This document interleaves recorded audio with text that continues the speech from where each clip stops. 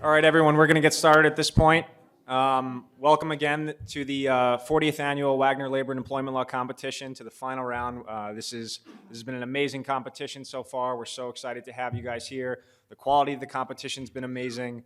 And for that, I speak not only for myself, but for the entire NYLS Moot Court Association and New York Law School as a whole when I say thank you for just the amazing effort you guys have put forth and allowing this to be such a pleasure.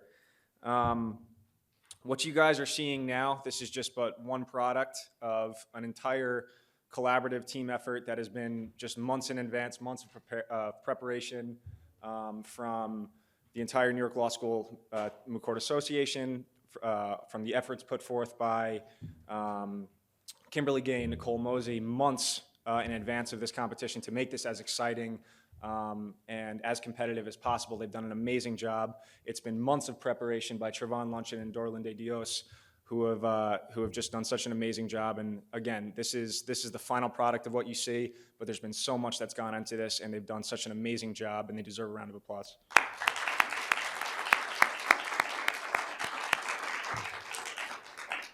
We'd also like to just thank the New York Law School administration, the entire team as well, the vice chair of this association, Darley Maw, the executive editors for going through this process with the authors as well, Professor Arthur Leonard, Professor Susan Abraham, Christy Cunningham as well.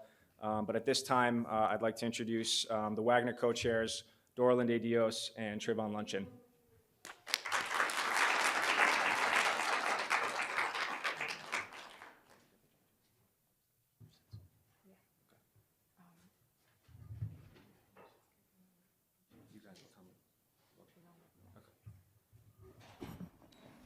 Thank you, Dan.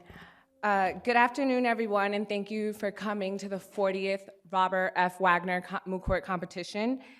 Congratulations to both teams. You guys worked so hard, and you deserve to be here. It was very exciting organizing this competition together with my colleague and friend, Trayvon Luncheon. This year's competition has exceeded all of my expectations and goals in many ways. Our judges have said nothing but great things about you and are so impressed with the capacity of advocacy that each and every one of you portray. You should all be very proud of yourselves. All of this couldn't have happened without our dedication, incomparable fact pattern, and supporters.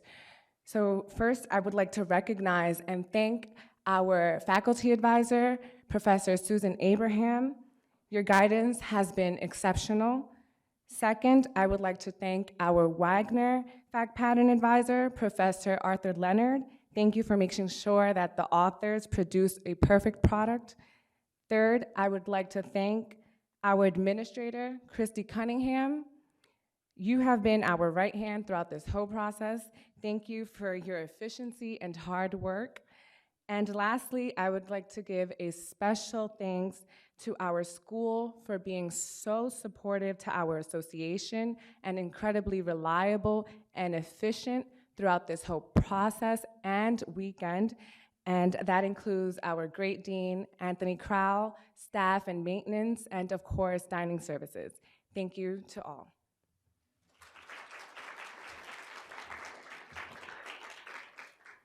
And I would just like to thank the members of the Moot Court Association who have done an amazing job, because it would not be possible without you.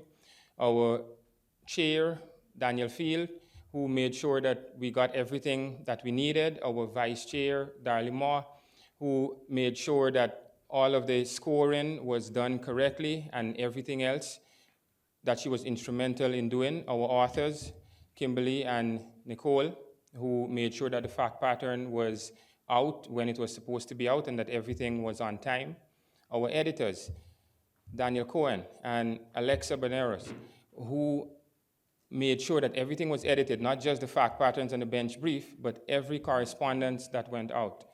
Our PR chair, Marbell, who made sure that the website and everything was done the way that we needed it to be done. And last but not least, every single member of the Moot Court Association who stepped up, whether it was for timekeeping or greeting at the front or whatever errands we had to make sure that everything was on time and we can always count on you for everything. At this time, I would just like to bring up the authors who will tell you a little bit more about our final round bench. Thank you.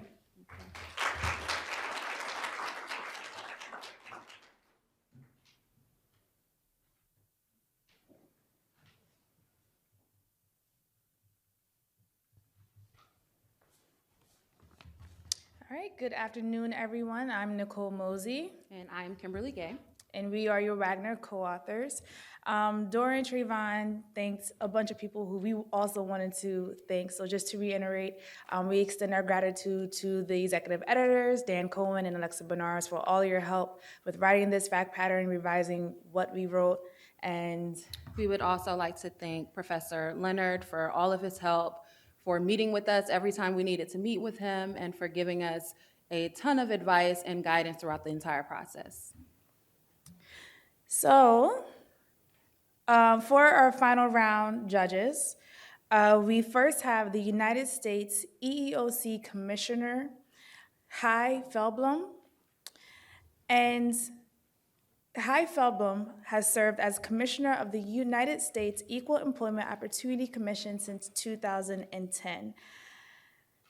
After having been nominated by President Barack Obama and confirmed by the Senate on July 1st, 2013.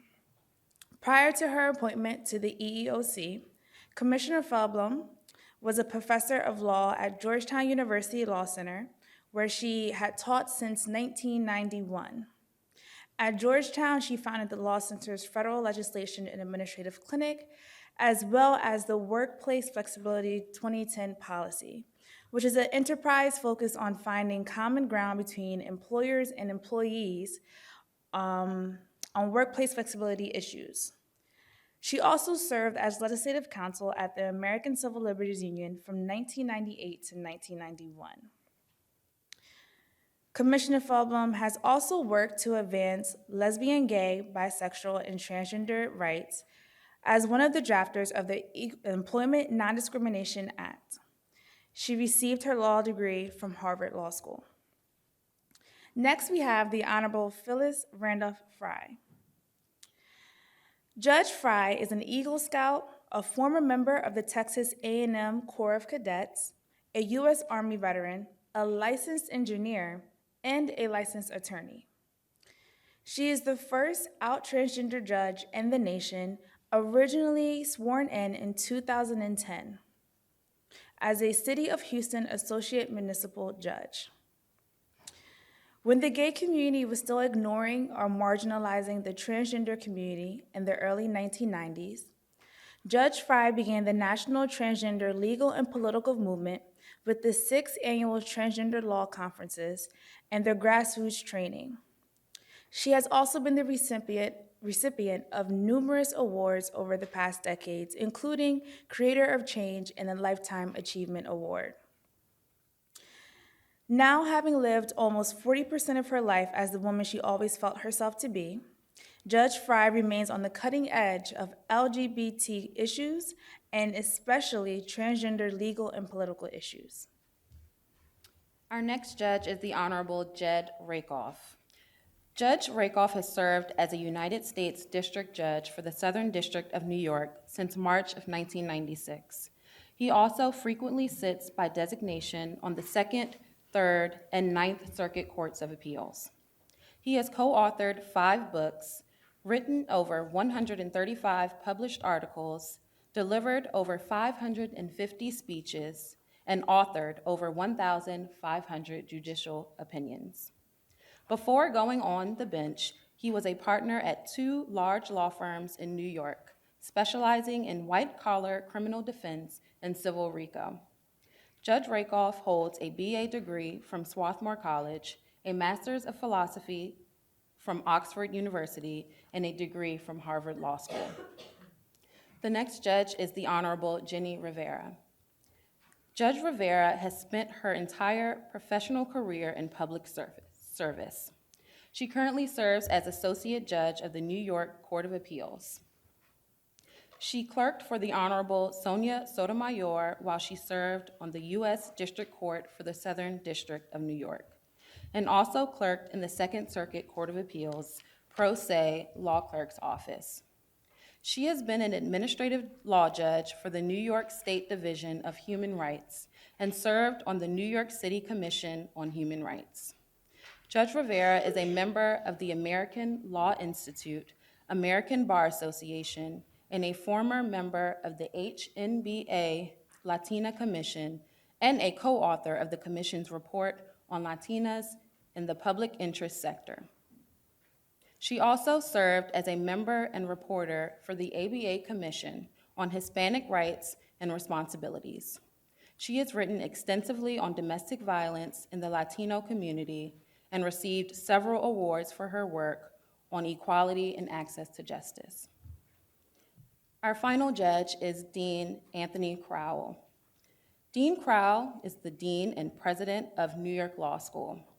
He joined NYLS full-time in 2012 and has worked closely with the Board of Trustees, faculty, administration to implement a bold strategic plan to reintroduce NYLS as New York's law school. He has done this by doubling the clinical and experiential learning programs, as well as the development of the nation's first two-year JD Honors Program. Prior to becoming dean, he served in New York City government for 15 years, including at City Hall for more than a decade. He served as counselor to New York City Mayor Michael Bloomberg, and before that, as special counsel to the mayor. He was also an assistant corporation counsel in the New York City Law Department's tax and condemnation and legal counsel divisions. Dean Crowell is a member of the New York City Conflicts of Interest Board, which is city government's ethics agency. He currently serves on the board of directors of the Citizens Union Foundation, a good government public interest group, as well as on the executive committee of the Brooklyn Chamber of Commerce. And now we will start the final round.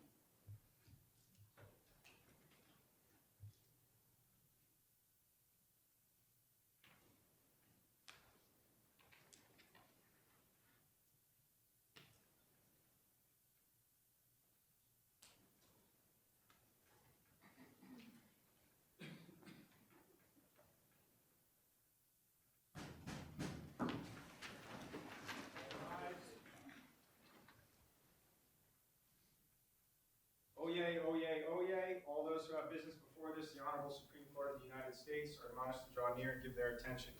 The court is now sitting. God save the United States and this honorable court. The Supreme Court of the United States is now in session. Justices Rakoff, Feldblum, Rivera, Crowell, and Chief Justice Frye are presiding.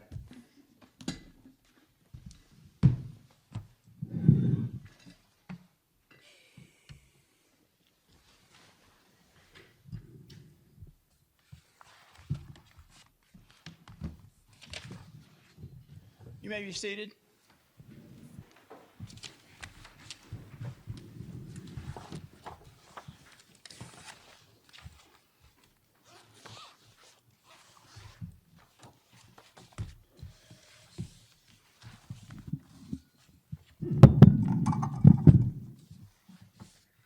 I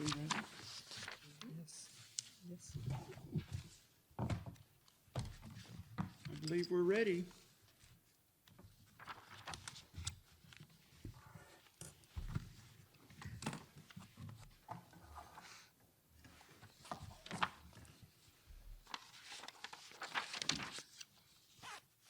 Good afternoon, Your Honors. May it please the Court, my name is George Ryan Holton, along with my co-counsel Monica Porter. We represent the petitioner Beats, Inc. At this time, we'd like to reserve 3 minutes for rebuttal. Proceed. Thank you, Your Honor. Your Honor, there are two issues before the Court today.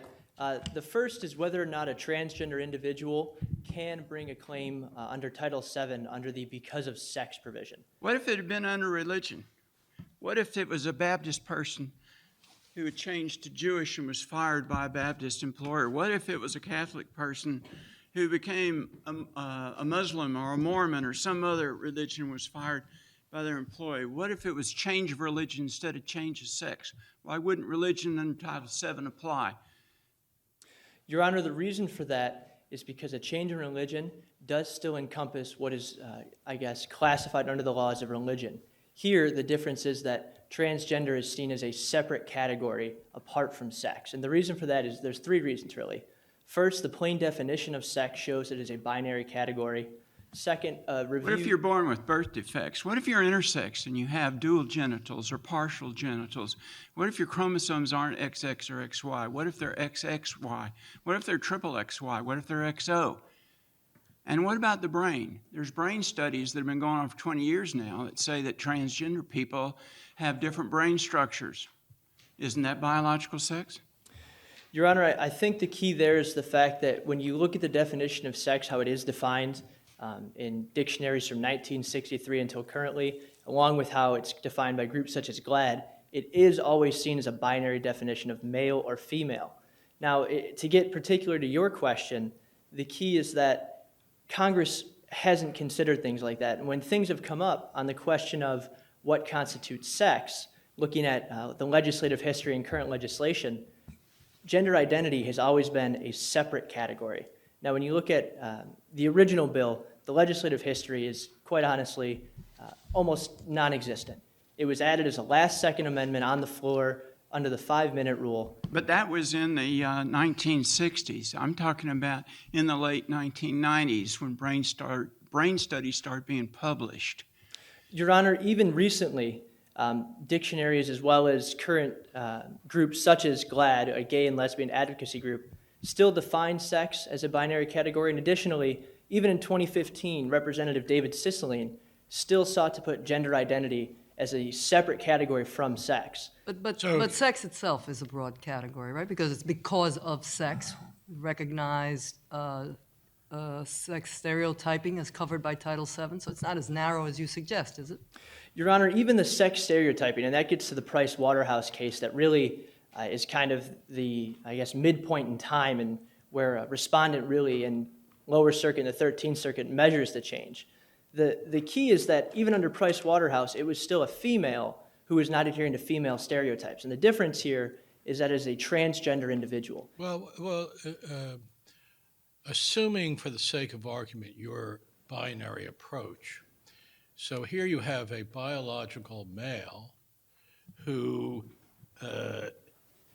is suffering adverse employment consequences before she transitions because she no longer is has the appearance of a male. She's no longer acting in stereotypical male fashion and so forth. So why isn't there discrimination even under your approach right there? Your Honor, there's two reasons for that. The first is that transgender is more than just a moment in time of when a surgery takes place. In this case, Ms. Wright, came out to her employer as a transgender individual in that meeting regarding the promotion. And in that meeting, she made clear that she felt, or she identified as transgender. Now, the part that goes along with that is the fact that her pleading was done as a transgender individual. On the record at 10, it says that Ms. Wright specifically argued she experienced adverse treatment after she began to present herself as a woman and asked to be called Erica. Now, it's been written in several journals, including by Justice Frye, that transgender individuals, should they seek the protection, should file as a because of sex, saying that they are in this case, a male who is acting effeminately rather than as a transgender individual. Because as stated earlier, Congress has seen transgender as a separate category, and so have lower circuits. Why does it matter how Congress sees it now? I mean, what is the importance of what Congress might do now as opposed to, I believe our job is to interpret the statute that currently exists, which does have the term sex in it. Your Honor, whether you look at it from 1963 or actually 1991 when an amendment was passed, or currently, the definition of sex stays the same. It's always been understood as a binary male-female category. What the recent legislation shows is the fact that sex is not seen by current Congresses as more than just male and female. They see gender identity as a separate. Didn't Price Waterhouse get rid of that binary piece in terms of gender stereotyping? Respectfully, Your Honor, we posit that it does not. In Price Waterhouse, there was a ban on sex stereotyping. However, it was still on a male or a female who was being told she was acting too masculine for her employer's taste. In this case, it is brought as a transgender individual. Even after Price Waterhouse, the 10th Circuit has still found that Price Waterhouse has not changed anything, that transgender individuals still are not protected. Now, while the 6th Circuit in Smith and the 11th Circuit in Glenn have found differently, along with the 9th Circuit in Schwenk and 1st, 2nd with Rosa, however, those cases are a VAWA and a ECOA case. But looking at Smith and at Glenn, which are both Title VII cases, they may have found it, but they relied on Price Waterhouse, we posit erroneously, as did the 13th Circuit, because they did extend it. It's unfortunate to keep repeating it, but it does come back to the fact that sex is still a male-female binary category. And whether or not the individuals may disagree, this is a statutory provision. It is for Congress to decide what their statute means.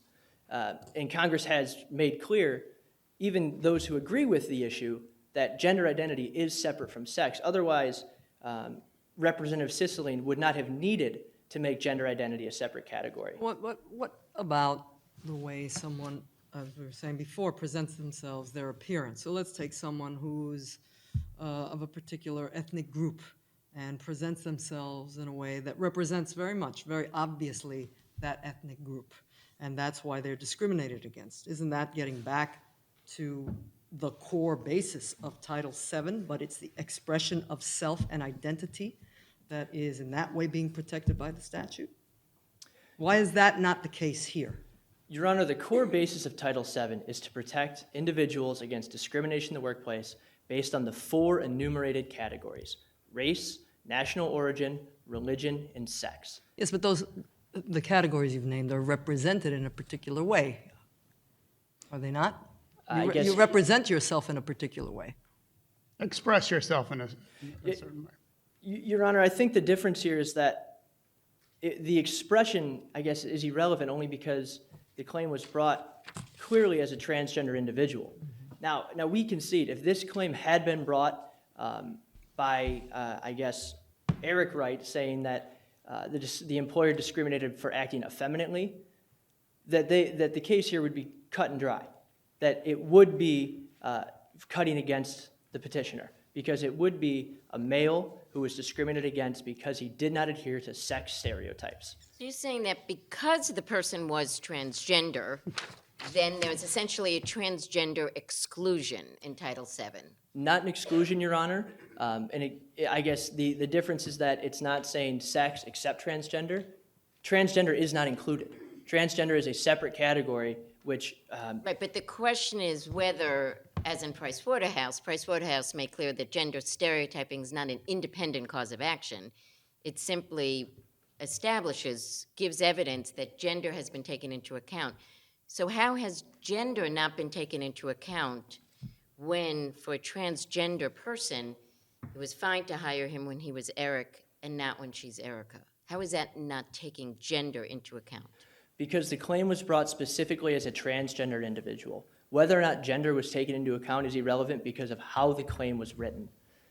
That is something, again, that Justice Frye has written about the fact that individuals who are transgender should not bring the claim as an unprotected class. That's for the reason we have the American Disabilities Act. So supposing we were to find the word sex as used in this statute ambiguous, should we interpret it narrowly, as you're suggesting, or should we interpret it broadly to fulfill the broad purposes of the Civil Rights Act?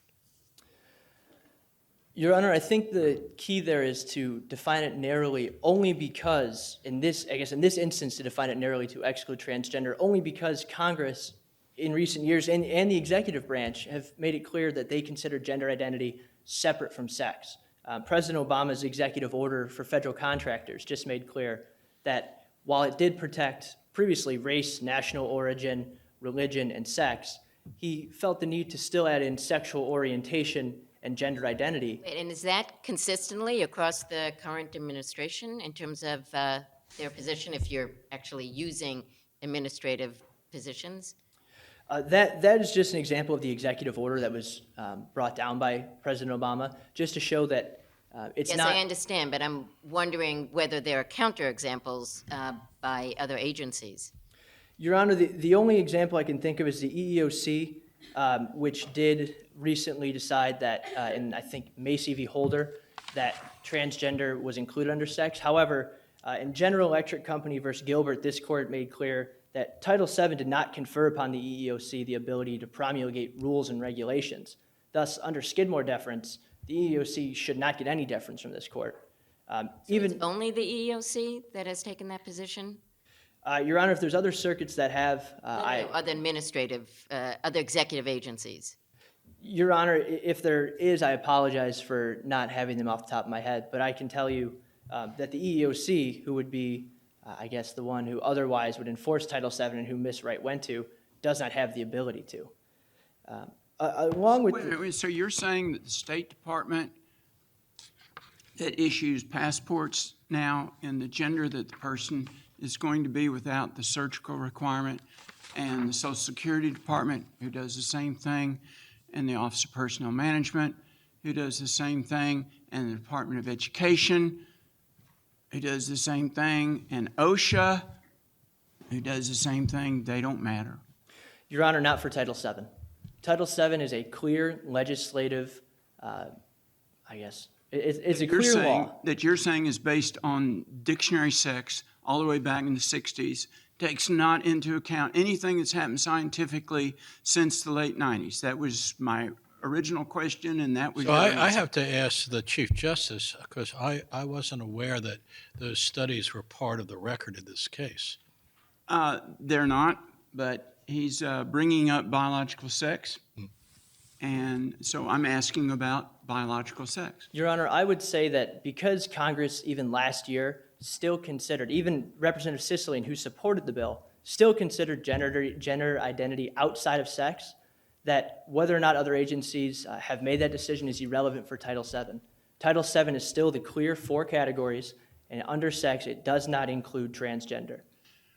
What about, you talked about Price Waterhouse, and you were referring to the fact that she pled as a transgender person. So you're saying that if Ms. Wright had not changed her name legally, but had gone to work as a guy, but in a dress, with makeup, with long hair, that would be okay, because then she'd be a Price Waterhouse man who is not manly enough? Your Honor, my time has concluded. May I briefly answer the question? Yes. Thank you. Your Honor, if Ms. Wright had brought this claim as a man under sex who had been acting effeminately, her claim would be viable under Title VII. However, Ms. Wright brought this claim as a transgender individual, and because of the plain language of sex as a binary category, because the legislative history and current proposed legislation and case law all make clear that this is outside, transgender is not within sex, that Ms. Wright does not have relief under Title VII, and you should reverse the 13th Circuit decision. Thank you, Your Honors.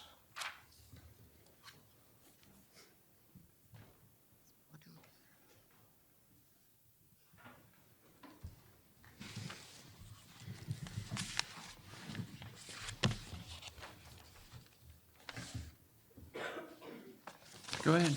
Thank you. Good afternoon, Your Honors. May it please the Court. My name is Monica Porter, and I also represent Beats, Inc. Your Honors, with all due respect to Ms. Wright's experience and the medical decisions properly made between herself and her healthcare providers, gender dysphoria does not qualify as a serious health condition under the Family and Medical Leave Act of 1993 for 3 reasons. First, symptoms similar to Ms. Wright's have been found in many circuits to not amount to a serious health condition under the FMLA. Second, Ms. Wright was not unable to work as the statute requires. And third, during the time for which Ms. Wright requested Family and Medical Leave Act leave, she did not have the requisite continuing treatment by a healthcare provider. As to my Does first... unable to work mean that you just physically cannot show up to work?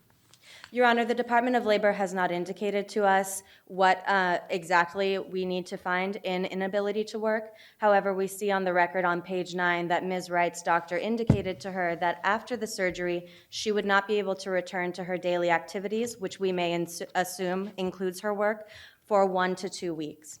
However, to address that inability to work first, Your Honors, Ms. Wright did not have an inability to work prior to her surgery while she was experiencing and managing her symptoms for a number of years.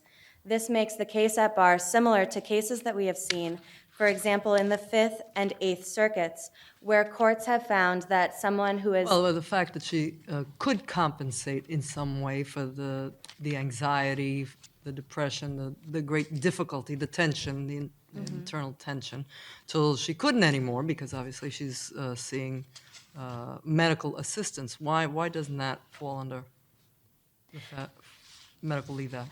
Because, Your Honor, while Ms. Wright was managing her symptoms and doing so well with the help of several healthcare providers, she was still able to work at Beats, Inc. This makes... Well, she wasn't doing so well that she eventually decided that she needed to try to address her situation with surgery, and her medical provider agreed. Certainly, Your Honor. However, the circuits have held across the board that if an individual is able to work, as Ms. Wright was, while managing her symptoms at home and in her doctor's appointments, then that person is found to not have a qualifying serious health condition. For example, in the Fifth Circuit's Mater, the plaintiff... If she found herself unable to get up in the morning and stayed home a couple of days in the week and then sort of got herself together and got in, that somehow that would change the argument?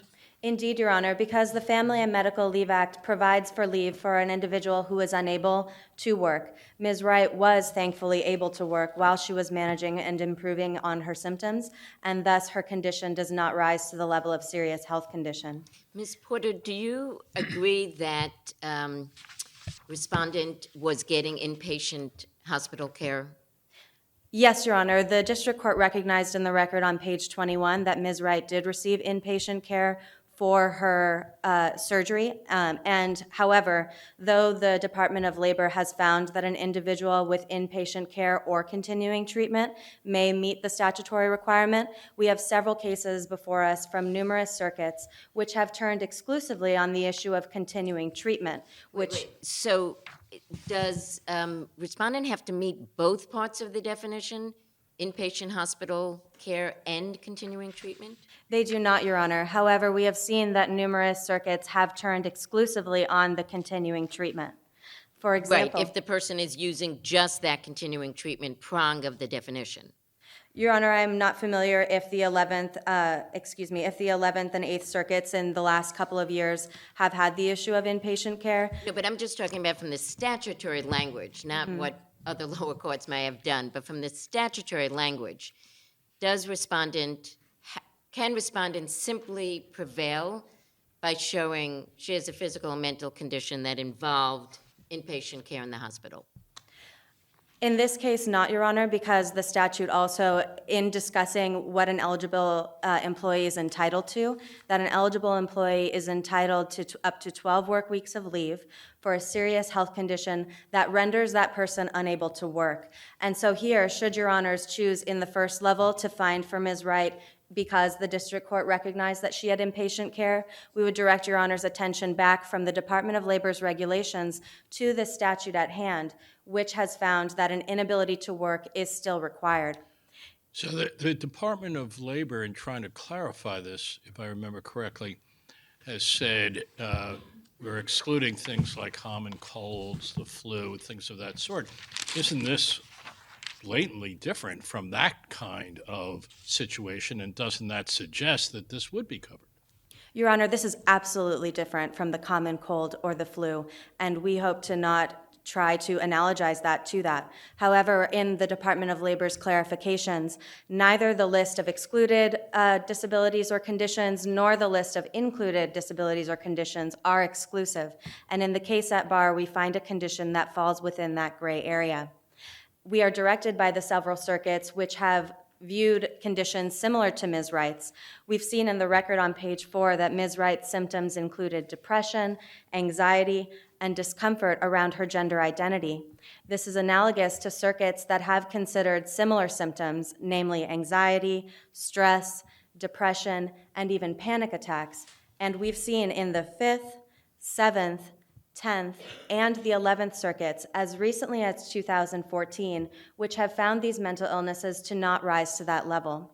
In the circuits where they have... matter if those are symptoms of this biological or the condition that she's referring to, as Your opposed Honor, to general stress or general anxiety? Your Honor, conditions such as depression and anxiety are biological, and Ms. Wright's condition, similar to depression and anxiety, is listed in the Diagnostic and Statistical Manual of Mental Disorders. And so the biological nature of it, those are still similar.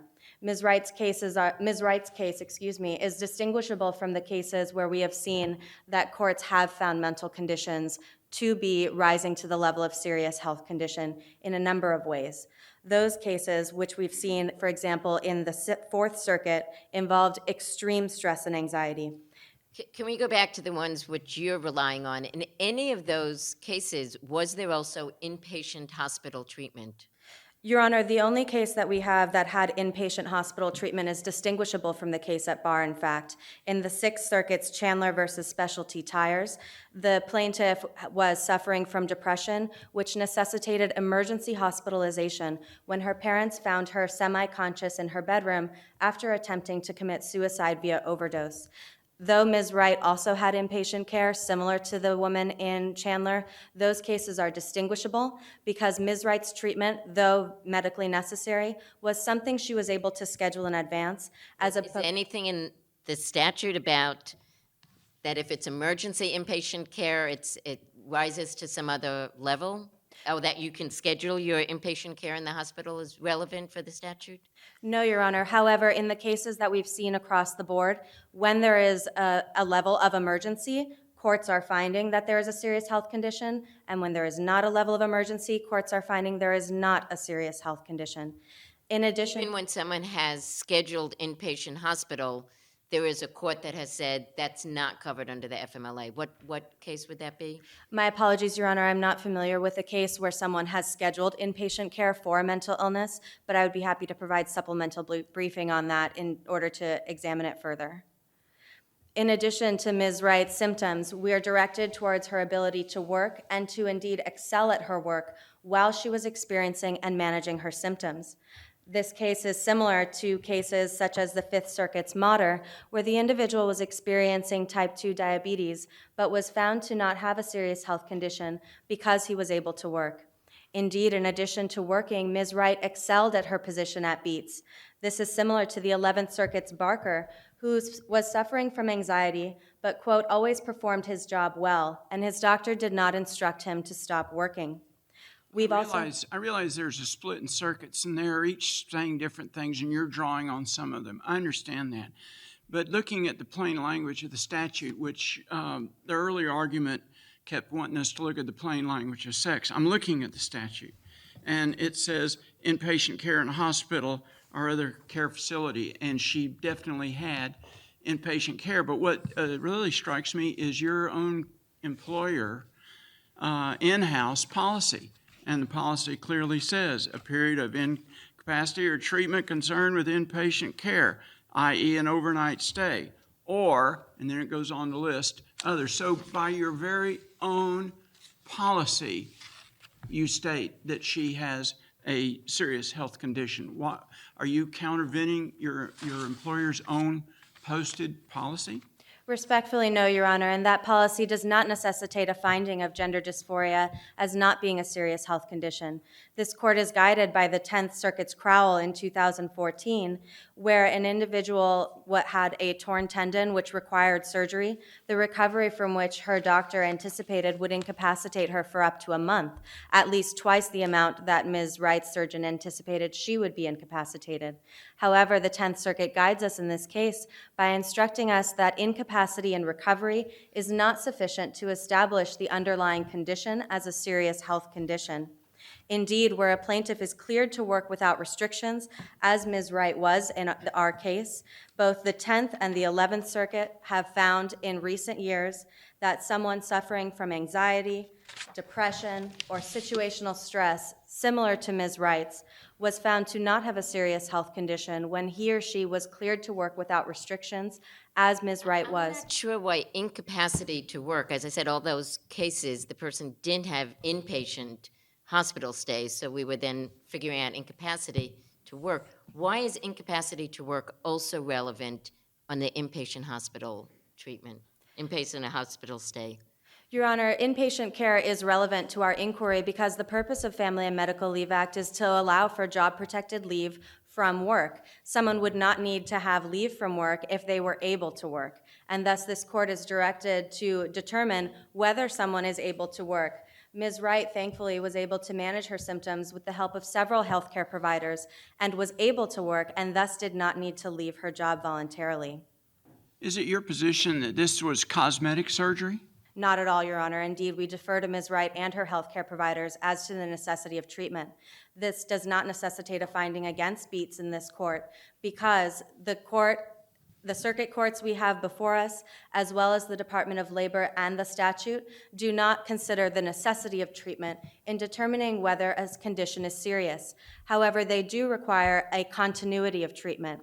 The Department of Labor indicates to us that after the first day of incapacity and within those first 30 days, to have the requisite continuing treatment, an individual must have at least 2 visits with the healthcare provider or 1 visit, including a regimen of continuing treatment.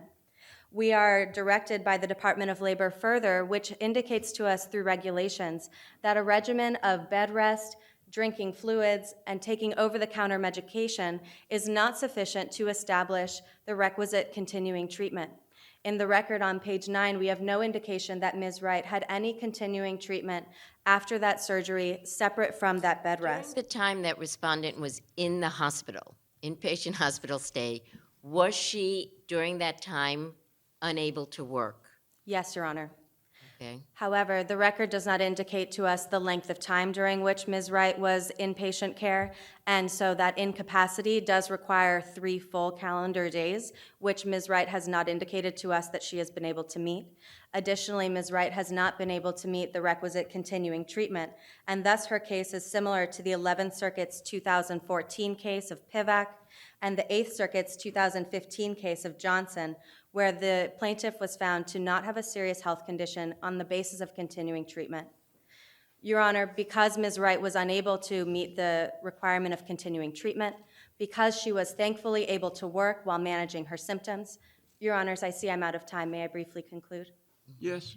And because, Your Honors, circuits have found that similar symptoms to Ms. Wright's have not risen to this level, we respectfully request that this court reverse the 13th Circuit. Thank you.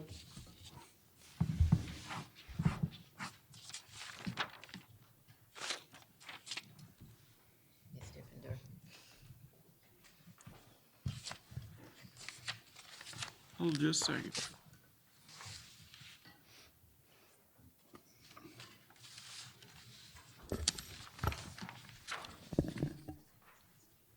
Is everybody ready? Yes. Ready? Okay, go ahead. Good afternoon, Madam Chief Justice, and may it please the court.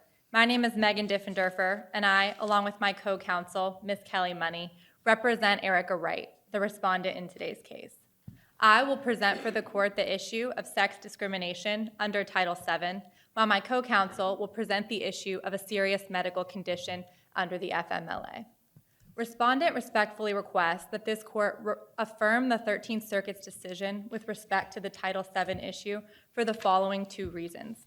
First, because Erica Wright was discriminated against on the basis of gender stereotypes under Price Waterhouse, and second, because discrimination because of sex extends to claims of discrimination on the basis of transgender identity.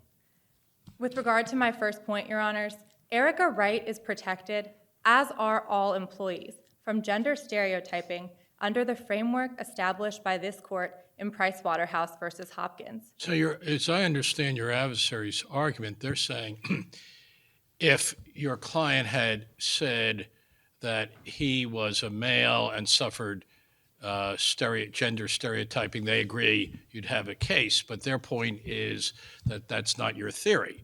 Your theory is that she is transgender and that should be recognized as a protected category. So you don't get to your first question, do you, till you answer the second one? Respectfully, Your Honor, the contention petitioner made a few moments ago is simply incorrect. Erica Wright can state a claim under Price Waterhouse. As the Sixth Circuit explained in Smith versus City of Salem, any contention that transgender individuals are not covered by Price Waterhouse legitimizes discrimination by labeling gender nonconformity unprotected only when a plaintiff is transgender. Well, as I understand it, there is pending efforts in Congress to amend Title VII to make explicit that it covers transgender discrimination. Isn't implicit in that the recognition by Congress that it's not presently covered? No, Your Honor, and the reason why is because this court has stated repeatedly throughout its jurisprudence that the actions of subsequent Congresses that follow the enacting Congress are a hazardous basis on which to infer the intent of an earlier Congress, and they are a particularly dangerous ground to base the interpretation of a prior statute when it involves, as it does here, proposals that do not become law. But if we go back to the understanding that Congress had in the 1960s, that would not seem to be likely to cover the transgender situation. So aren't you arguing on the one hand that the understanding of sex has evolved, but on the other hand, that the current view of Congress as to what's covered should be disregarded? No, Your Honor, we do not argue that Congress's current view should be disregarded, but rather that the actions of subsequent Congresses lack persuasive significance. And this court stated that in Pension Benefit Guarantee Corporation. Petitioners specifically referenced the Equality Act that is currently pending in Congress.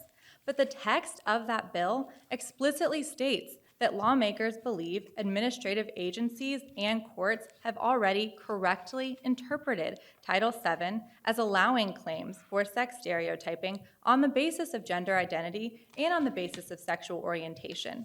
And that is why subsequent... Where in the pending bill does Congress make that understanding clear? Your Honor, that is stated in the text of the Equality Act of that bill. And Your Honor, so not only, and in addition, Your Honor, subsequent precedent handed down by this court also allows Erica Wright to state a claim under Title VII.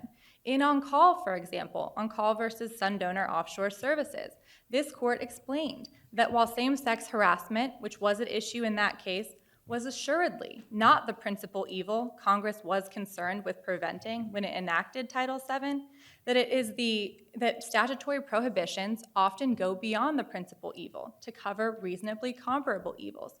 And it is the statutory prohibitions rather than the concerns of our legislators by which we are governed. Your opposing counsel hammered home very hard on biological sex being binary, even when I asked very many questions about the evolving science and everything. What's your response on using the dictionaries of 1960 to keep the definition of sex binary?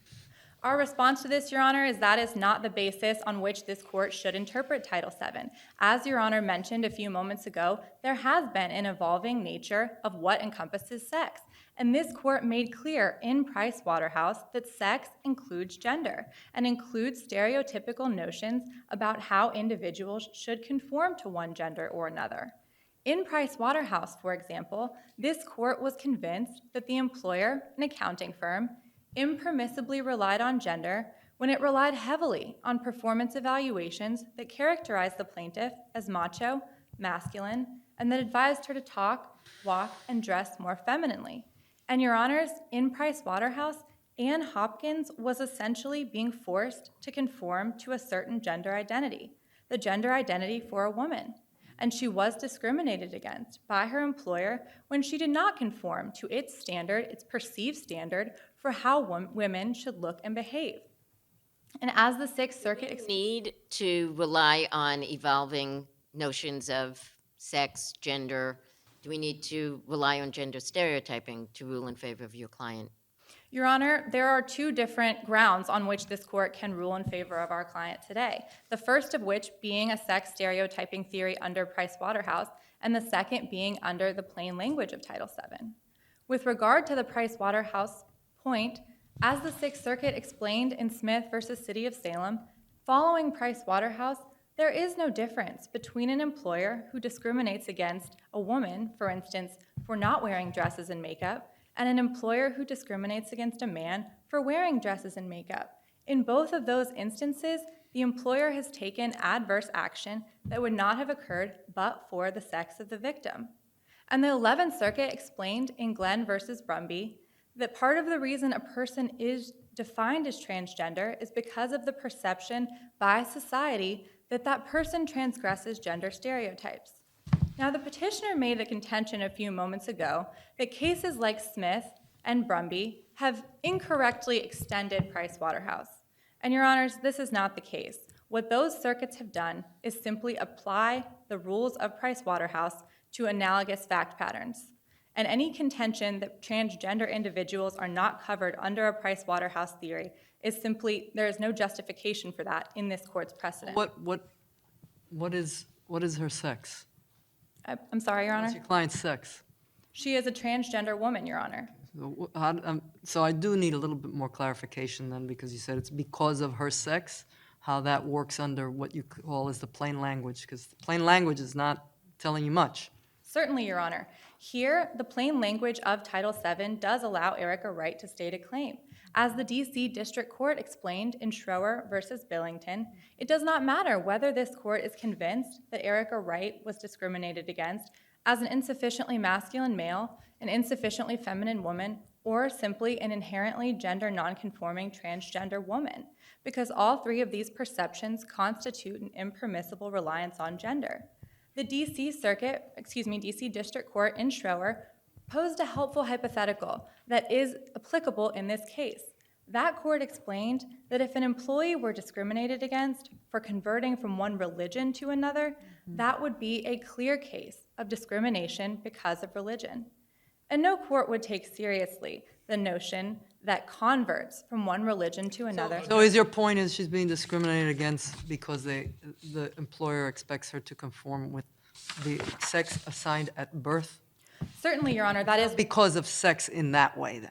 Your Honor, that goes to my first point, which is that Erica Wright was discriminated against under a Price Waterhouse framework on the basis of her nonconformity.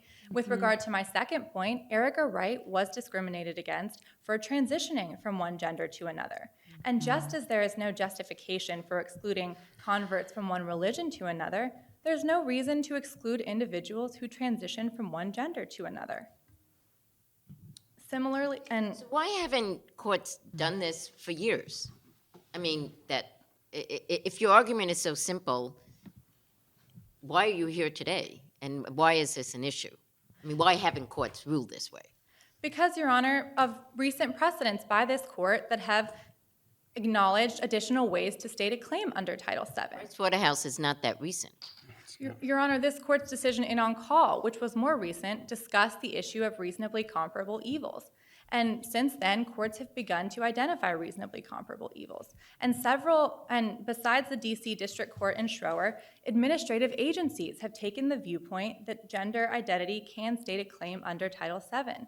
In fact, both the Department of Justice and the EEOC have taken this viewpoint. Of course, another possibility is that judges' brains evolve very slowly. So. In Macy versus Holder in 2014, The EEOC stated its official position that transgender individuals can state a claim under Title VII on the basis We're of not their- bound to that in any way, are we? It is correct, Your Honor, that interpretation, that administrative interpretation, is not binding on this court. However, What use is it? that case is of use here because it has persuasive significance, Your Honor.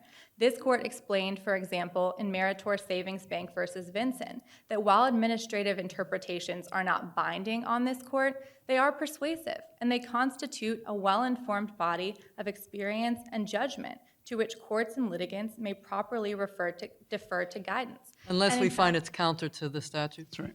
That is correct, Your Honor. Doesn't that get us back to point one? Point one with regard to Point one being that we're the ultimate deciders about what this statute means. That is correct. This court is the ultimate arbiter of that. And, Your Honors, this is a logical interpretation for this court to make here. And throughout its jurisprudence, this court has deferred to EEOC interpretations of Title VII several times. In Meritor, for instance, this court adopted the EEOC's interpretation that claims of sexual harassment can state a claim under Title VII. And in its decision in Mozee, the EEOC relied on this court's decision in On Call and explained that it is the statute that has been enacted by Congress rather than the concerns of our legislators that govern our interpretation of Title VII. Your Honors, interpreting sex discrimination to cover gender identity is simply not the stretch the petitioner would have this court believe it is. While the 1964 Congress may not have contemplated gender identity, it is the statute they enacted we are faced with interpreting today. And here, there is more than enough in the record for this court to draw the reasonable inference that Erica Wright's employer discriminated against her on the basis of her gender identity and on the basis of gender nonconformity. Let me ask you something. So let's say before the surgery, before there's a obvious physical change, let me start there. And she had at that point informed everyone she was transgender. She's on her way, she identifies not by the gender that was imposed upon her at birth, but in some other way. And if the employer at that point took adverse action against her, does she have a claim under Title VII? Yes, and Your Honor, in fact, that was the case in this case. If we look in the record on page 8, we see that in January of 2014, Erica Wright informed her employer, she informed Andre Young, of her intent to transition to a woman. She informed him she was undergoing hormone therapy, and she informed him that ultimately she planned to obtain gender reassignment surgery. About 1 month later, Erica Wright did begin. So what's the stereotyping? The stereotyping that was at issue in this case is that Erica Wright's employer discriminated against her because it believed she did not conform to its standard for how she should look and appear. And that's I'm sorry, my point was how is that the case before there's a change in appearance? Your Honor, Erica When's Wright. her articulation of who she sees herself to be? Your Honor, Erica Wright, the first point Erica Wright alleges that discrimination took place in this case is when adverse action was first taken against her, not when she began to present as a woman. Here, shortly after Erica Wright grew out her hair and nails, began to wear makeup and jewelry, and began to wear professional Okay, so feminine- now let's go to my hypothetical. Before that moment, it just says it. And at that point, they take adverse action against her. Does she have a claim? Before Erica Wright began to present as a woman? Correct. And in that situation, Your Honor, Erica Wright would be able to state a claim under the plain language of the statute on the basis of the fact that she was identifying as a different gender. That would be able to state a claim on the basis of gender identity. But maybe I missed something here, but I'm looking at the first sentence of the district court's opinion here. Erica Wright, as plaintiff in this matter, has filed suit alleging that her former employer, Beats Incorporated, violated Title VII of the Civil Rights Act of 1964 by denying her a promotion because of her transgender identity.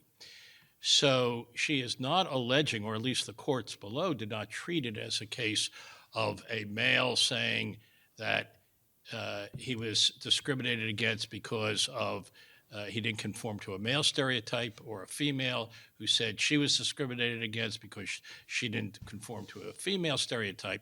Your assertion, at least according to the courts below, is that Title VII covers transgender discrimination, yes? I see my time has expired, Your Honor. May I answer your question and then Yes. briefly conclude? Your Honors, that was one contention Erica Wright made below. That is correct. But further in the district court opinion and in the opinion of the 13th Circuit, those courts also discussed Erica Wright's claim of discrimination on the basis of Price Waterhouse. And here that is evidenced by the fact that after Erica Wright began to present as a woman, she was passed up for a promotion for which she was the more qualified employee, which she pled in her complaint. And not only that, she was transferred to a different department and explicitly told by the CEO of Beats Incorporated she was being transferred because Beats took great pride in its image and it thought she should be in a department with less public visibility. It is clear from that statement, Your Honors, that Erica Wright did not conform to Beats Incorporated's standard for how she should look and appear, and for that reason, she can state a claim under Price Waterhouse as well as the plain language. Thank you, Your Honors. Did you get your answer? Did you get your answer? Okay. Everybody ready? Yes. Proceed.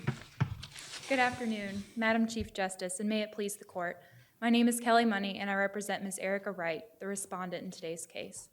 Today, I will present for the court the issue of a serious health condition under the FMLA. Respondent respectfully requests that this court affirm the 13th Circuit's decision with respect to the FMLA issue for the following 3 reasons. First, because Erica's gender dysphoria constituted a serious health condition under the FMLA. Second, because Erica received continuing treatment by a healthcare provider subsequent to her surgery. And third, because Erica required inpatient care in a hospital after her gender reassignment surgery. With regard to my first point, Your Honors, a consideration of congressional intent, agency enforcement, and judicial interpretation makes clear that gender dysphoria can be a serious health condition under the FMLA. The legislative history of the FMLA explicitly states that Congress intended the definition of serious health condition to be very broad in order to encompass numerous different types of illnesses for which an employee might need leave. This broad definition is consistent with the fact that Congress did not explicitly exclude any illnesses from coverage under the statute. It merely stated that certain conditions for which the recovery period is very brief would ordinarily not qualify as a serious health condition, such as the common cold or an upset stomach. And serious health condition is defined under the statute as an illness, injury, impairment, or mental condition that requires inpatient care in a hospital or continuing treatment. So of those 4, which is where you need to start, right? Illness, injury, impairment, or physical or mental condition, what is gender dysphoria? Your Honor, gender dysphoria is a mental condition, one that is recognized by the Diagnostic and Statistical Manual of Mental Disorders, or DSM-5, and numerous courts as well, Your Honor. Further, similarly, in regulations promulgated by the Department of Labor have expressly declined to provide a full laundry list of serious health conditions because such a list could never include all illnesses that are covered under the statute. Moreover, courts interpreting serious health conditions under the FMLA have upheld Congress's broad interpretation. For example, the 7th Circuit in the City of Fort Wayne versus Price. The 7th Circuit emphasized that the FMLA was enacted to help men and women balance the conflicting demands of work and personal life, and noted that after all, it is the person that receives the FMLA leave, not the specific disease. In that case, the 7th Circuit upheld Congress's broad intent when it held that the effects of a plaintiff's numerous discrete illnesses could, when co-occurring together, constitute one serious health condition under the statute. And further, in Sanders versus May Department Stores, a Missouri District Court held that gender dysphoria can be a serious health condition under the statute when it meets the definition of requiring inpatient care in a hospital or continuing treatment by a healthcare provider. And outside of the FMLA context, Your Honors, numerous circuits have recognized gender dysphoria as a mental disorder, with some of them recognizing the disorder as Is this really a mental disorder, or is it really just simply a stress brought on by society's discrimination? Your Honor, it is recognized as a mental disorder. Yeah, but the DSM, and this may not be in the record, the DSM treated homosexuality as a mental disorder till 1970. Mm-hmm. And I think looking back, most people find that appalling and shameful. because the real problem of the stress was society's discrimination. Why isn't that the same situation here? Well, Your Honor, it is true that homosexuality was considered a mental disorder until it was changed.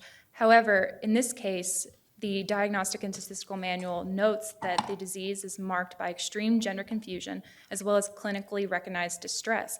And those two things occurring together can cause ongoing mental anguish for the transgendered individual. And therefore, often they need psychotherapy and can need medication in order to cope with those symptoms, Your Honor. So in that way, it is a mental condition that can require, and often does require, medical intervention. In the current case, Eric... Let me just go back to that. So you're saying independent of whatever external expectations there are are these internal expectations or sensibilities or feeling something's just not right, and that's what makes this different than homosexuality in that way? Is that what you mean? Or have I misunderstood you? Your Honor, this is a mental condition because it is extreme gender confusion co-occurring with depression and anxiety. And that is why it is a mental disease and needs treatment, Your Honor, rather than something that is internalized from exterior forces. It is something that is occurring within the individual, Your Honor. In the current case, Erica's gender dysphoria was a serious health condition under the FMLA because it wasn't a short-term condition. Rather, it was a condition that Erica had suffered with and had been plagued by since she was a child. And Erica's fear that members of her community would not accept her for who she really was caused her to move from her rural town in Iowa to the more accepting town of Compton in search of a better life, as noted on page 3 of the record. But even before moving to Compton, and even after moving to Compton and after securing a position with Beats, Erica's suppressed gender identity, extreme gender confusion, and depression and anxiety grew so severe in 2012 that she sought professional intervention in the form of psychotherapy under the supervision of Dr. Warren G., a psychotherapist. And after a few weeks of psychotherapy, Dr. G. diagnosed Erica with gender dysphoria and prescribed her medication for depression and anxiety to help her cope with her pain. And as I'll show in my next point, Your Honors, Erica's treatment for gender dysphoria in the form of gender reassignment surgery required inpatient care in a hospital and continuing treatment by a healthcare provider, and therefore her leave should have been protected under the FMLA. According to CFR Section 825-123, an employee who must be absent from work to receive treatment for a serious health condition is considered incapacitated under the FMLA and therefore is covered under the statute. And one of the ways in which an employee needs to be absent from work to receive treatment is if they're receiving inpatient care in a hospital. Counsel for petitioner conceded that Erica's treatment required inpatient care in a hospital, and because she only has to satisfy one prong of the serious health condition test, this court should have no problem in holding that Erica's... So what do you say about the incapacity to work argument that your opponents made? Your Honor, my opponent failed to mention that that incapacity is defined as an inability to work or an inability to perform one's daily activities due either to the serious health condition itself or to treatment and recovery from treatment for the serious health condition. So her gender reassignment surgery was covered because she was incapacitated under the definition of incapacity, because her treatment required her to be absent from work. According to the regulation... Was the gender reassignment surgery necessary? Yes, Your Honor. Drawing the reasonable inference in Erica's favor on a 12B6 motion to dismiss, we can conclude that because two doctors said that Erica was approved for surgery... So there were a range of options, and the hormone treatment started to alleviate the distress. Yes, Your Honor. There are numerous options for people suffering from gender dysphoria. However, Erica required gender reassignment surgery, which we can infer from her doctors approving her for gender reassignment surgery. She also received hormone therapy in preparation for the surgery, and that was involved in her regimen of treatment, Your Honor. And so based on that, it is more than reasonable inference to infer that Erica did need this surgery, that it was medically necessary. So it was medically necessary, and she just didn't elect from a range of options that her doctor otherwise would approve. Your Honor. Absolutely medically necessary. Well, Your Honor, Erica, while it might not have been absolutely medically necessary, she is still entitled to receive elective surgery under the FMLA. That is not part of Erica's burden of proof in this case, Your Honor. The FMLA does not require that surgeries be medically necessary. Surgeries can be elective under the statute, and that is not something that employers have any discretion to decide whether the employee is able to pursue the treatment that he or she desires. So you're not saying that every transgender person who's diagnosed as being transgender absolutely has to have surgery? That's correct, Your Honor. Not every transgendered individual has to have surgery or will want to have surgery. That is up to them, and that is not within the purview of an employer's choice to make, Your Honor. For example, going back to inpatient care, the Sanders Court was persuaded that the plaintiff's gender reassignment surgery qualified as treatment for a serious health condition because that plaintiff remained in the hospital for 7 days after surgery, and because only 1 day is required under the statute, that patient's treatment was covered under the FMLA. And according to the Transcend Transgender and Support Group and Education Society, a patient undergoing gender reassignment surgery typically averages 6 to 8 days in the hospital. Why is this not elective for her? Why is this not elective for her? You said that some have surgery and some don't. Why is this not elective for her? Why does she have to have the surgery? Your Honor, Erica has to have the surgery because she was suffering from gender dysphoria since she was a young child. It affected her life. She began to perform poorly at work. She was distracted and distraught, and under the supervision of Dr. G. But why does she have to have surgery when other transgenders who go through those same things since a young time don't have surgery? What makes it that she has to have surgery rather than elects to have surgery? Well, Your Honor, she wants to have this surgery, and her doctor thinks it's appropriate for her to have this surgery and that it's within her treatment to have this surgery. And we are not in any position to question why 2 doctors approved Erica for the surgery and that she wanted this surgery. So it's a medical decision. Is that your position? Yes, Your Honor, that is our position. Further, males transitioning to females are typically admitted to the hospital 1 day before surgery, in order to afford them special surgical preparations. And so it is more than reasonable to draw the inference that Erica was admitted 1 day prior to surgery in order to provide her with special surgical preparations. And thus, inpatient care is satisfied, Your Honors. Further, Erica gave notice of her intent to take FMLA leave to Beats on November 1st, 2014, and Beats did not notify her of the status of her request until January 30th, 2015, more than 90 days after they received the request. And under the regulations, they were required to inform an employee requesting FMLA leave within 5 days, and they failed to do that, Your Honors, as well. And turning now to continuing treatment by a healthcare provider.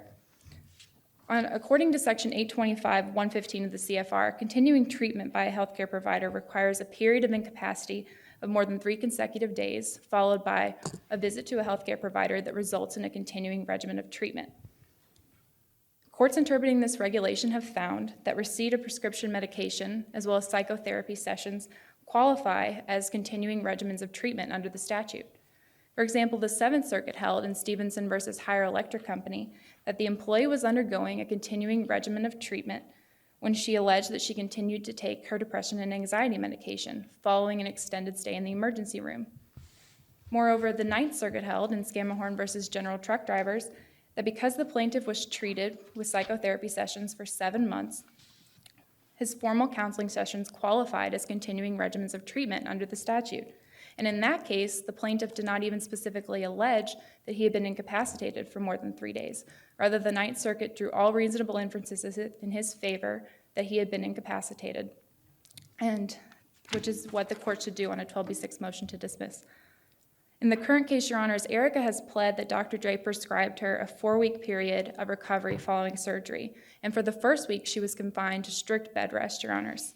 One of these definitions is stronger for you than the other for your client? Absolutely, Your Honor. The inpatient care definition, which petitioner has conceded happened in this case. Abandoning the other one?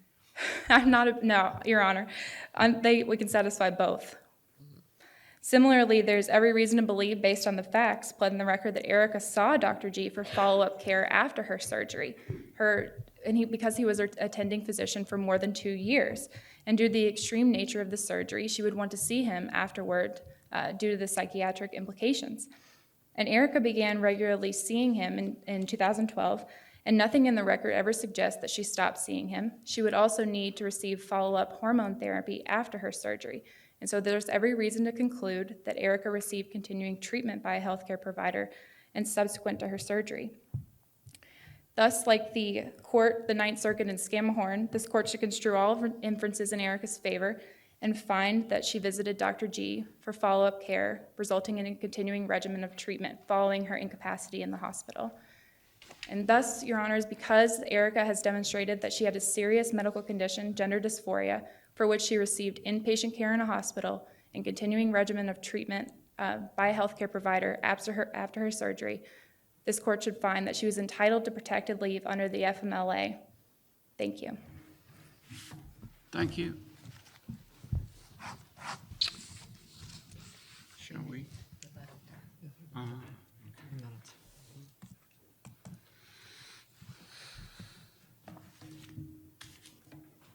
Your Honors, 2 brief points for your reconsideration.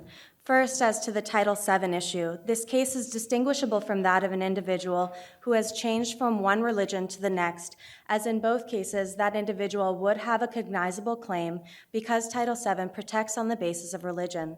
Conversely, in this case, Ms. Wright has not brought a claim for changing from one sex to the other, both of which are cognizable under Title VII. Rather, she seeks to have an additional protected class added to the statute. Second, Your Honors, as to the Family and Medical Leave Act issue, counsel for Ms. Wright directs this court's attention outside of the scope of the issue, both to the administrative procedure and to infer facts that are not currently included in the record. Gender dysphoria a mental condition? Yes, Your Honor. However, Did she have inpatient hospital care? she did, Your Honor. Okay. And you still prevail because?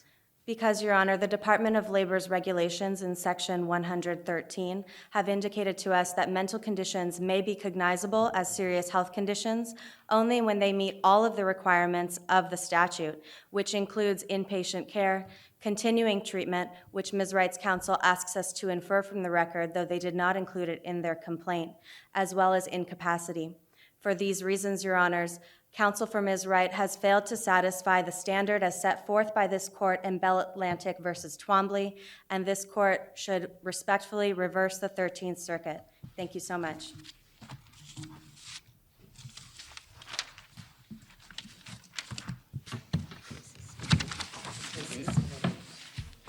Case is submitted.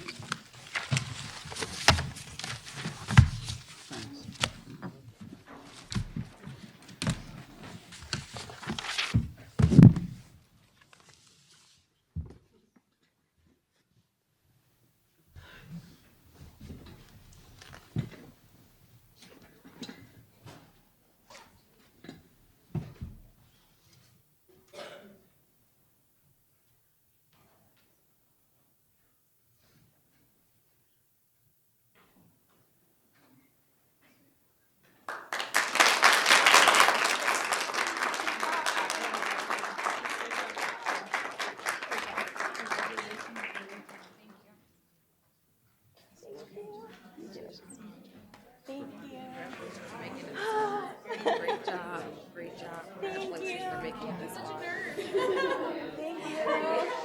Great job. You guys did an awesome job. Thank you.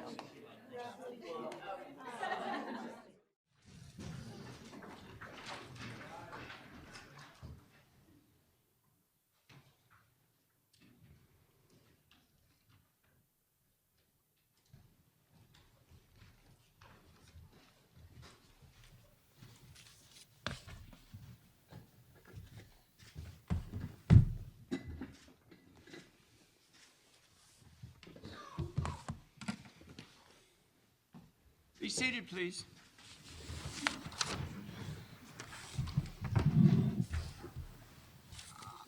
I've been asked to say a few words, and I appreciate the deference that you've given me to saying these few words. This entire fact pattern started for me in 1976. Many of you know, some of you don't, that in 1972 I was run out of the military for being trans, even though I was a regular Army officer. And in 1976, when I transitioned and went full-time, I was not only fired, but was blackballed from engineering in the Houston area and could not get work.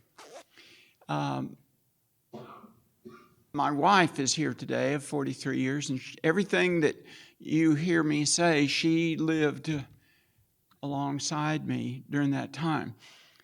And in the summer of 1976, which is coming up 40 years this summer, I filed an EEOC complaint under Title VII, which prevents discrimination on the basis of sex. And 2 years later, shortly after the Holloway decision had been decided in 1978, the EEOC came back to me and said, there's no doubt you've been discriminated against, but we don't have jurisdiction because of the Holloway case. And of course, as you know, in 82 was the Summer case, and in 84 was the Elaine case. And so 3 circuits, 7th, 8th, and 9th, had all ruled that transgenders weren't covered. That's the way it went for a long time.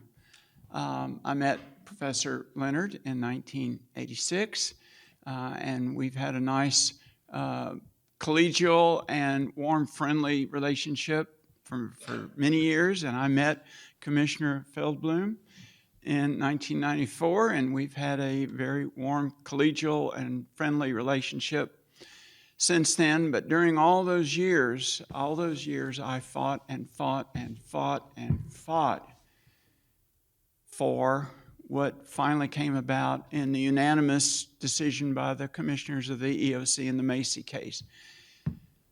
So when I sat down and read the fact pattern, I cried because that was my case. And the 2 people who wrote the fact pattern, I will say that you did a great job, because I wanted to strangle the district court judge.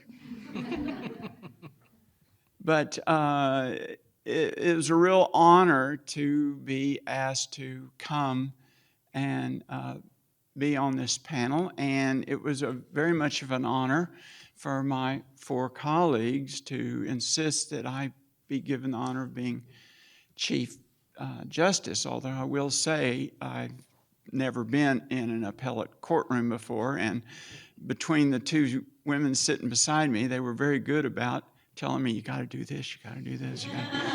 So I thank you both. This was really good. It was very well argued. And we knew that y'all were sitting out here just chomping on the bit, waiting. Why can't they decide? Why can't they decide? Well, the reason was because we had 2 teams and we had 4 individuals who were very, very, very, that's 3 varies, good, very well prepared, very articulate, good speaking, good on your feet. So we had a tough time. And before I announce who the winners are, I want to let each of my colleagues make their own observations. Sir, would you please go first? So I also want to second what the Chief Justice said. I've had 2 transgender cases, both of which I decided in favor of the transgender plaintiff. I didn't realize till now that I therefore escaped strangulation. But while they were very well argued in my court, the argument I heard today was better. It was really first class. One thing that I liked about all 4 of you was you didn't try to argue every point, even ones that would be likely losers or at least very difficult. Both sides conceded what didn't have to be technically conceded, but to win had to be conceded. And I thought that was good strategy on the part of everyone. involved. I'm not going to. I think some of my colleagues may have some more individual points, but just some other general points. I was also very impressed that you were able to respond quickly and logically to virtually every question put, and that means, in my mind, that you thought out in advance what are the hardest questions that could be put to us and how am I going to respond, which is always, I think, the secret to winning advocacy. You can always know your facts and know your law. That's extremely important. But what's much harder is to put yourself in the head of the judge and figure what is that question that even my adversary hasn't thought about that is going to be raised and what's going to be my answer. And I thought you all did that so well. A point that I think the Chief Justice may say a word on as well. You also knew the record very well, though I think there was one or two times when the questions went outside the record, and I think it's important to, when that happens, to say to the judge, most respectfully, of course, that, gee, there's nothing in the record that supports that or bears on that. It's not part of the record. So those are my comments. Well, I want to reiterate that the reason we took so long is because it really was tough. I mean, I can see why the two teams got to the finals. I think it also helped you in terms of going through it that you did know the record so well in the cases, but that's not, that wouldn't have necessarily been the case even if you got here, so that was really impressive. I think that you also had, for different reasons, some sort of tough arguments. I think, obviously, on the gender identity being covered under sex, you had, on one hand, this long line of cases, sort of in one way to be able to rely on. On the other, a lot of new cases or arguments. As many of you may know, I was one of the commissioners at the EEOC that wrote the Mozee decision, so many of the things that were said was definitely correct in the sense of things that we heard. I will have to say, Mr. Holton, I thought you well used the executive order and, as well as the Equality Act in the sense of I can imagine courts doing that.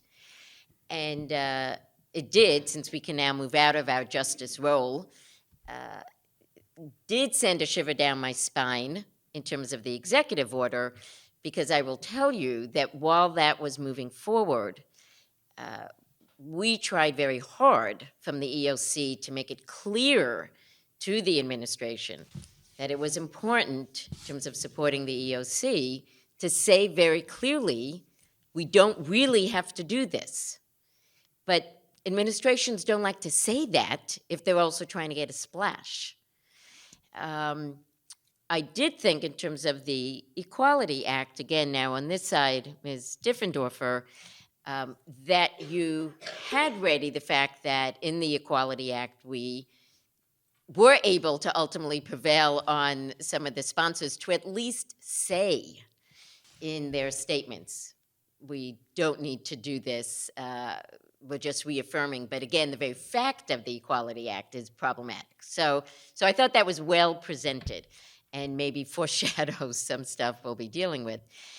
The FMLA one, I do think, was also particularly tough because the statute, in a sense, seems quite clear, and I see Monica shaking her head correct on that. So anyway, I just want to say I think that was tough. But overall, it's been a delight, really an absolute delight, to hear all four of you and to feel confident about the four of you going off into the legal profession, as well as some of the folks I met that helped create this whole fact pattern materials, et cetera. So thank you for giving me this opportunity. Absolutely. Justice Rivera? Well, good afternoon, and I know that two sets of comments are in the way of the awards, which is what you all want to know and who won. So I'll first start out by saying I agree with what has already been said. It was a very well put together, very well organized competition, excellently drafted problem. And so I very much enjoyed reading through the materials and learning some more, and very impressed by the quality of the work that was obviously put at the source of the materials that I had provided to me in advance of today. And I also share my colleagues' comments about the excellent nature of the advocacy, the way you all presented yourselves, very confident, very certain, answered questions, I thought, quite well, including some of the hypotheticals. And when, yes, I agree, when you had sort of on the law, those tough arguments, doing the best you could with the hand you were dealt. So, and again, you're nodding, and you know that's your particular issue. So again, very impressed by what I saw. I would just say that there were a couple of times when there were some missed opportunities, either by way of a particular question that was posed or something that had been said on the other side that a couple of you might have been able to pick up on. And I would say that would probably be my one criticism of sort of the challenges that some of you faced when you came up to the podium. And then I'll say this, in addition to agreeing that, yes, it's been very difficult to choose, I do think that although all of you did a wonderful job trying to present the legal arguments with a great deal of integrity, focused on the merits, and no one else on the panel may agree with me, but I will say this. I think there is something to be said for having passion behind your argument, and I think that's one of the missed opportunities. There were probably times to, when you came up to the bench, infuse a little bit of humanity into the argument. You are really talking about a statute and statutes that are trying to respond to real lives of people and the challenges that individuals face, and a commitment to make those lives better. And so to that extent, it's not to encourage hyperbole or rhetoric that is unimportant, but it is to recognize that there are moments when there's nothing wrong with saying, what's the point of the statute? There's a point in the statute, and that's the point you want to get to. Sort of in many ways about the Federal Medical Leave Act, it is a tough argument just on the law. But at some point you say, well, if this is not a serious medical condition, what is? Or this sort of something tells you that there's something very troubling about the argument, and so you're trying to figure out how to respond to what's troubling beyond the pure text and the details of the statute or any regulations or interpretations. So I just recommend to you to think about when you're organizing your presentations and developing sort of what is going to be the heart and soul, and I do mean soul in this sense, of the argument beyond the particulars of the law, which is, of course, you decide on the merits, not on any emotion that you inspire in any member of the bench. But for statutes like this, there's something, I think, that resonates about what's the purpose, what's the point, what are we trying to do with this statute, and what has happened to my client, what's the employer trying to do in this scenario. And those are things you want to think, is there a way to weave that in? Do I have just that moment to provide that perspective to the bench that may not be so obvious because we're in the weeds of the law and what the courts are saying and what the statutes mandate. But overall, really very pleased with what I saw today. kudos to New York Law School, and of course to all of you. I know you're not necessarily all from New York Law School, right? Different teams. Hopefully I'll find out what schools you're from. Congratulations. Sure. Yes, so I want to obviously echo everything my colleagues have said up here, and I loved your final point, because I was just hinting at that to Judge Rakoff about the human dimensions here and the ability to connect with the bench on a very human level and how you present and how you engage. But it's true. There are people's lives at stake, and there are purposes behind different statutory schemes, and whether you're on the petitioner side, the respondent side, you can connect, and that's an opportunity. So always think about that. Overall, I thought the level of preparedness was exceptional. It was clear that all of you had thought very deeply about the issues and had come prepared. You should all be very proud. It was a tough set of arguments to make, some a little tougher than others, and certainly I thought you all, in general, handled them very deftly. So you should be really proud of yourselves, and I echo the sentiment that it's really wonderful to see the next generation coming into the profession. We're all excited and proud of you, so congratulations. Absolutely. Okay, one last thing. Professor Leonard, is there anything that you'd like to say that pertains to this? Would you like to stand up and make the announcement? I appreciated the efforts of both the final teams, but they did an excellent job of putting together rather complex legal disputes. And Right. the one thing that I tend to emphasize when I sit on that side of the bench, and I judged a few earlier rounds in this competition, is that you're arguing to the Supreme Court of the United States. Don't rely so much on circuit court decisions. Because at best they're persuasive precedents.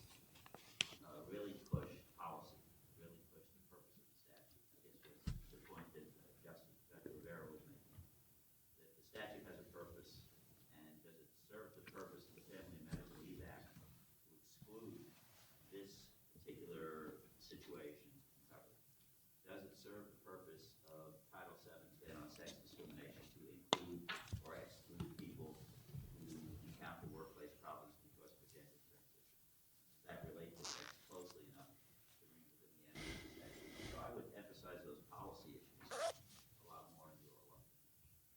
And if I could just, maybe friendly amendment, I think that's great if your client is going to be served by focusing on that. And if your client is not going to be served, then Push the Court of Appeals. push the Court of Appeals, whatever that you can do. But I think that the other thing that Phyllis Frye was saying, we all very much appreciate that Professor Leonard gave us this morning, a case called Fabian versus Hospital of Central, whatever, Connecticut, decided on March 18th, 2016 on this issue of transgender coverage. And of course, I always, when I see Mozee quoted in a decision, or Baldwin, which was the case we issued in July 2015, saying sexual orientation was covered under sex, always makes me feel like it was worth getting up in the morning and going to work every day, even when it was tough. So, Yeah. but I'm connecting that to Professor Leonard, the fact that that at least I found out, and some of us found out about this opinion. Yeah, we found out about it from lunch, and he kept saying, "Don't let the teams know. Don't let the teams know." But wow, this was decided just Friday. Well, it looks like this team did know.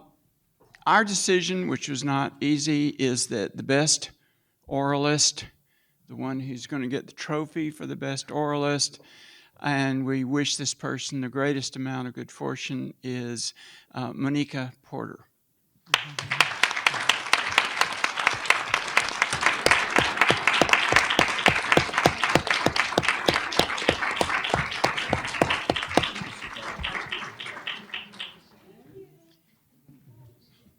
She was surprised because she was with Beats. And Sure. she didn't think we would do that.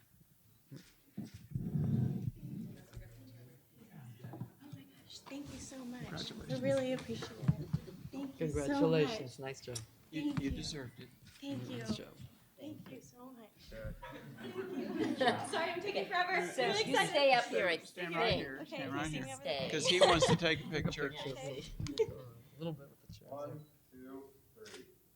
1, 2, 3. Because you stay, I think, anyway, or? We're going to have the teams they're come doing up, the and we'll have a big group shot. Yeah, gotta do the team. Okay, the runner-up team for the national championship is the petitioners team, the Council for Beats Corporation. If y'all will.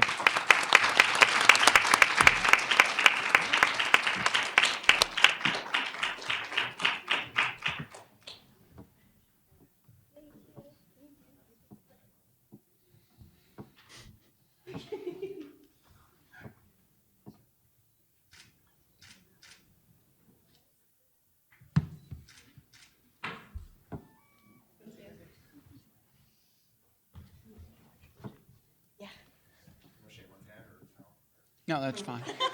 I keep taking up your time. Congratulations. You're not taking up our time. Congratulations. Congratulations. Congratulations for getting here. This is great. Yeah, it really is. Thank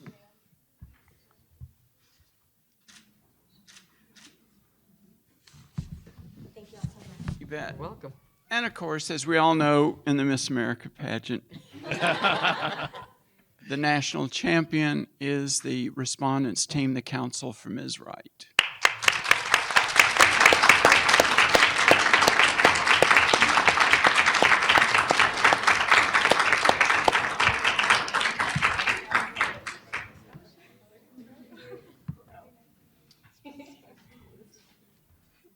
And once that picture's been taken.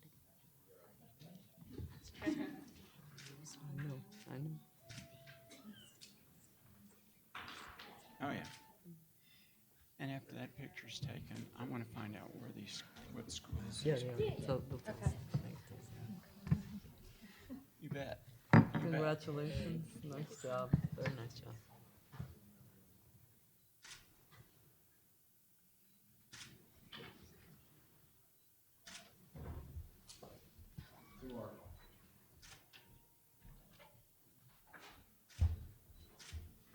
Can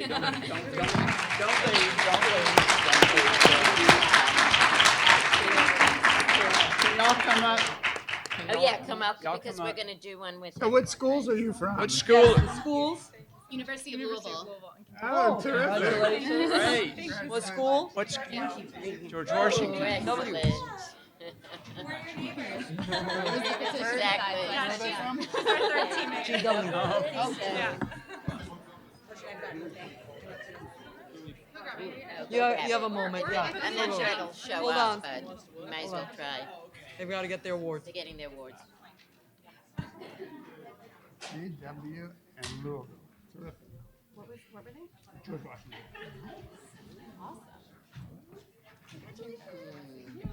Okay, here we go. Are we ready? We're ready. All right. 1, 2,